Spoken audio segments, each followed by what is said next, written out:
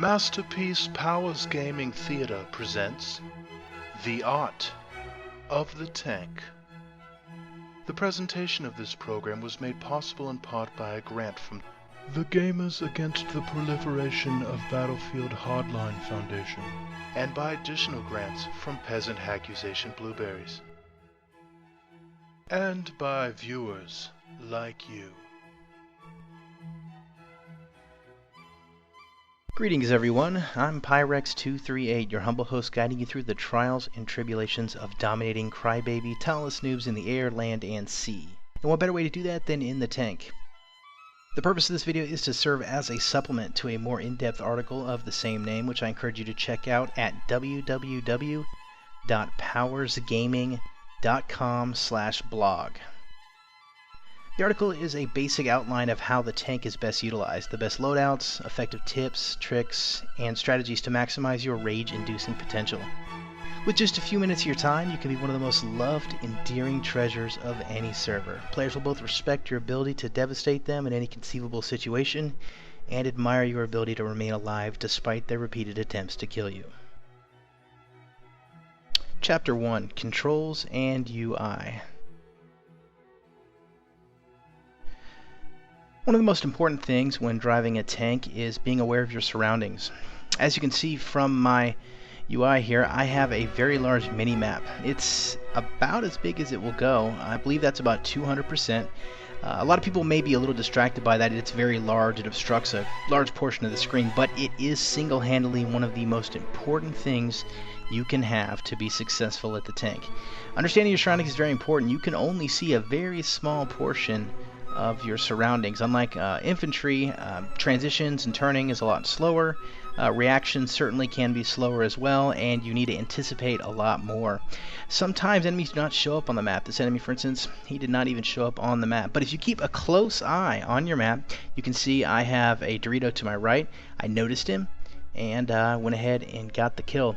So it's very important to constantly pay attention to your minimap. Another thing you'll notice is I have a very quick mouse. I run two different sensitivity profiles. I have a standard infantry profile, which is my standard shooter or FPS speed, and my second profile that I use is when I'm actually in the tank, which is a much more accelerated, a lot faster response and higher DPI setting. That allows me to transition the turret a lot quicker and to make flick shots, snapshots, whatever you want to call it.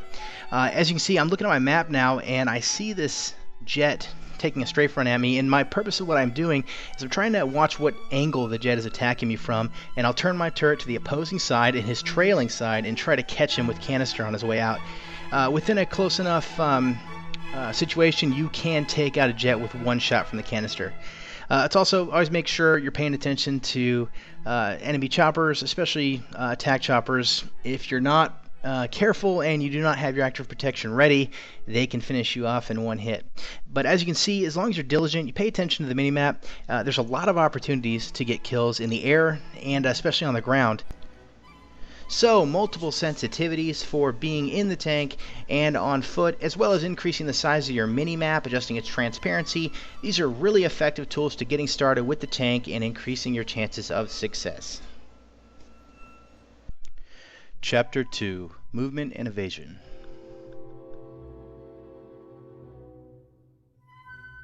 One of the most important things when trying to stay alive and be effective against tanks, infantry, just about anything you're going to encounter is movement. It's very important to staying alive. As you can see from this video, I've decided to engage some infantry in a building.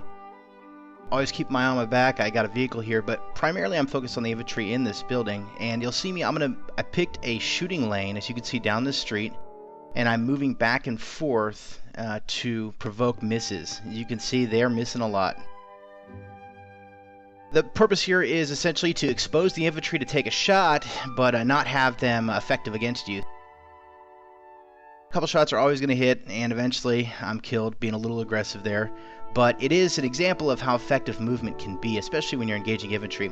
Most infantry will use RPG-7s. It's probably the best anti-armor weapon. It's unguided. You can fire it and get out of the way. It's quick to reload. And it's actually pretty easy for armor to evade if you're careful. I took a hit there. As you can see, I'm at 26 health. I can't take another hit, so I've got to start moving. So I'm just going to move back and forth here on this infantry, make it difficult for them to hit me, and try to take as many as I can out. One hit and I'm done. So basically just trying to maximize what I have available to me. You can see I switch between a indirect and direct fire. Indirect being the AP shell and direct being the canister rounds. Another couple shots missed there. Eventually they're going to get me. But essentially we're using indirect fire. So all of these combined together can make you more effective at shooting infantry.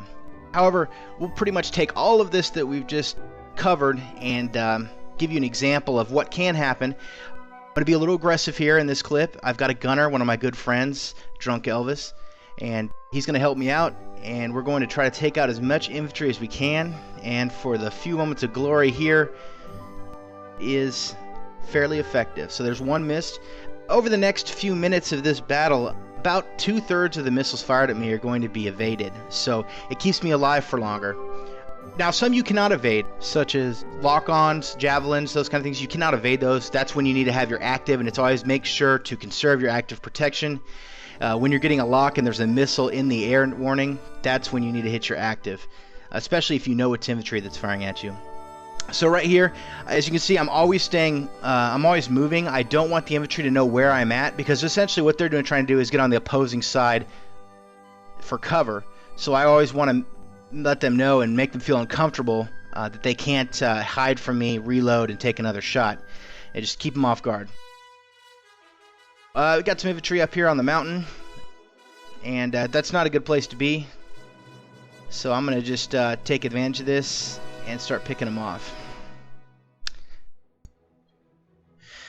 This is a good demonstration of canister and how effective it is at range. Sometimes, I can't tell you how many times I've been accused of hacking from the ranges I'm able to hit people with canister. But as you can see, these are several hundred meters away enemies. I'm able to hit them pretty easily.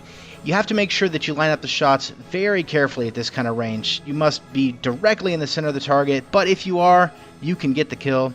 And it is pretty incredible what you can do with canister. It's one of the most versatile weapons of all the weapons in the game. And you can see I'm moving, trying to move up on the infantry.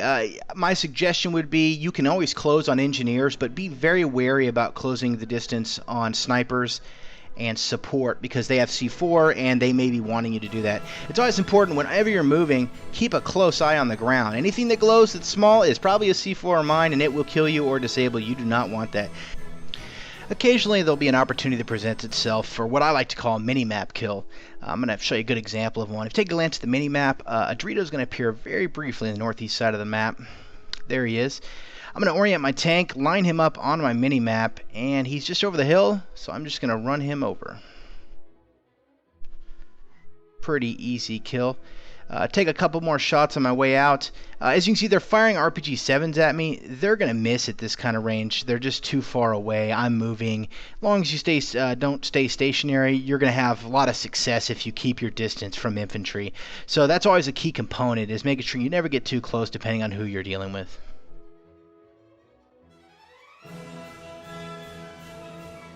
It's always good to pay attention to aircraft as well. They'll take pot shots on you, especially on rogue transmission. That's about the only thing to shoot at when you're in an aircraft.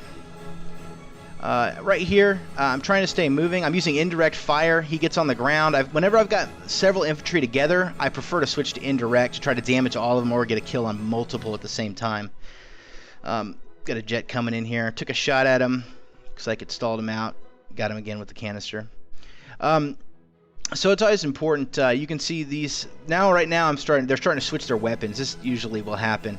The RPGs I can avoid, but now I'm getting shot with javelins.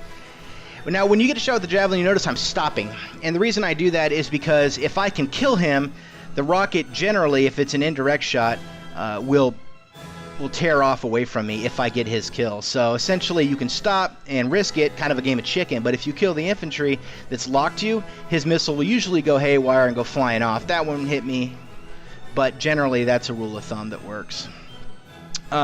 Here I'm trying to direct fire, and I'm going to switch to indirect for him. He's moving up and down. I'm bouncing all over the place, so I switched to the AP rounds to try to take him out. Got a chopper taking off here. I went ahead and fire a round at it. I hit it, but it didn't register a hit. That is kind of a bug in Battlefield. Something you just have to kind of live with. It happens occasionally. This is the mistake that led to my demise here. I'm overly focused on 2 infantry. I don't notice the lav to the right of me. But essentially, what we've just demonstrated here is if you keep moving, pay attention to your surroundings, and you can evade most any attack that comes towards you and prolong your ability to stay alive. Chapter 3. Taking Down Choppers and the Rope-a-Dope Strategy. Nothing is more rewarding than taking down aircraft with a tank, and consequently, nothing will piss off pilots more than being shot down by one. You may be under the assumption that aircraft are simply a target of opportunity for tanks, a nice prize when the situation presents itself. However, that isn't necessarily the case. Since the days of Desert Combat mod for 1942, I've compiled a simple strategy that's proven to be relatively effective against choppers. To kill any helicopter, it has to be within your firing angle, and that's where the rope-a-dope strategy comes in. The way the rope-a-dope strategy works is drawing helicopters lower so you can shoot them. And you might be wondering, well, how would you convince a helicopter pilot to get lower? Well, the trick is use their greed against them. What we have here is a chopper's just been wrecking this server. The AA isn't doing anything. I figured, you know what, I'm just going to drive out into this field and I'm going to draw one in and see if I can kill him. Now, essentially, this is the chopper that's going to be coming back. I got to hit him. He's heading out. So I'm going to take this time as an opportunity to repair my tank. The important thing to remember when you're doing this strategy, you've got to make sure you aim pretty well. I am going to aim absolutely horribly through this, and there's several embarrassing shots, which will give even more credence to how effective the strategy can be. Right now, I'm watching the minimap. It's very important to watch the minimap because you're not always going to see the chopper, but you need to know where he's at. The way the strategy works is you always move towards the enemy helicopter. Whenever I see him, if you watch, I'm going to drive towards him. The objective here is he's having to decrease his angle of attack, or increase his angle of attack, I should say, to lower the nose of his chopper down to hit me. So I drive towards him, and he will dip his nose down to continue to fire at me. It always works best if he already is firing at you, because he'll continue to dip down to follow you, and the result is, on the trailing end, is he drops lower and into your firing angle. So as you watch, I'm paying close attention to where he's at. Every time he turns around, I'm going to move towards him. He's going to pitch down to shoot me as I approach, and that gives me opportunities to hit him. And there's a hit right there. So that's basically how the strategy works, is you always want to move towards the helicopter when he's on a strafing run. That'll cause him to dip his nose, decrease altitude, and then you flip your turret around on the trailing end and catch him from behind. It's very effective, and it's worked for me for a long time. So hopefully it'll help you and benefit you in the future. Chapter 4, Canister Shot. Canister Shot's highly useful for just about everything. Small vehicles in particular, finishing off choppers, taking out jets, and of course infantry, as you've seen many times previously in the video. Basically, it's a really good tool for a very short delay and a straight shot at a quick moving object, which is, as you can see here, it's excellent for shooting fast moving vehicles, things that would be very difficult to hit with your main gun, with it having a much slower projectile. Also, in some situations, canister is actually more powerful than the main gun, especially on small vehicles. A single shot to a buggy, an ATV, sometimes won't kill it, but a single shot with canister always finishes the job. And not only that, it actually has a pretty effective range.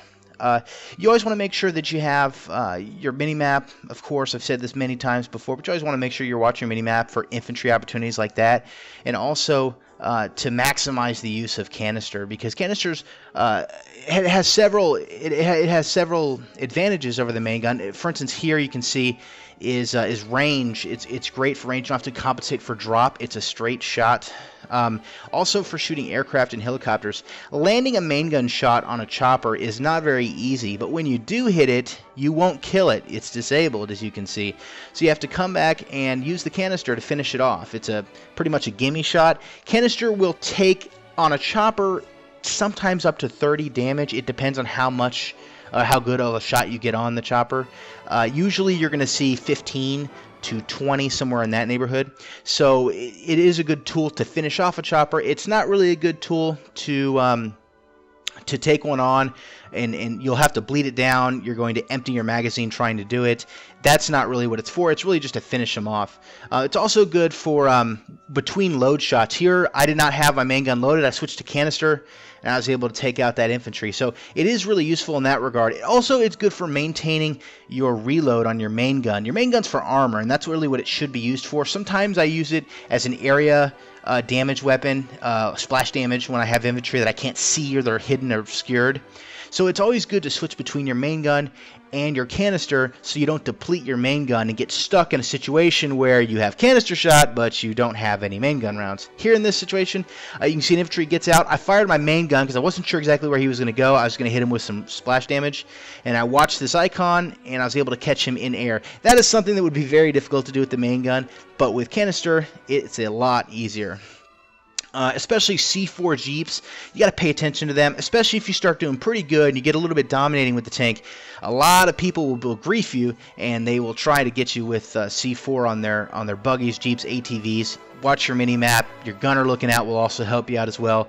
It's really beneficial to stop those kinds of attacks. Always remember, though, if the vehicle's coming at a weird angle, the guy that's in the vehicle is going to jump out to pull the trigger on that C4. Sometimes, if that vehicle gets too close, you have to hit the vehicle. I'm sorry, you have to hit the actual infantry and not the vehicle. You hit the vehicle, it blows up, kills you too. So that's never a good thing. LMG, HMG, all the options available for the tank. Canister is the round you need to be using. There is nothing else that compares. There's nothing that's more versatile in the game. Make sure you have canister equipped for the tank. Although the tank is just one vehicle of several in Battlefield 4, it is, in my opinion, the most well-rounded vehicle for overall domination. The tank has effective offense, defense, and versatility that few other vehicles in Battlefield have. I don't proclaim to be an expert, so if you have something to add or something you'd like to see in a future video, please let me know and I do my best to include it. You can visit us at powersgaming.com to see the most recent blog updates, gaming news, BF4 and Counter-Strike servers, and information about our annual LAN tournament which takes place in Austin, Texas. You can also find us on Facebook, so drop in and leave us a word. Hopefully we'll see you guys in a game. Take care.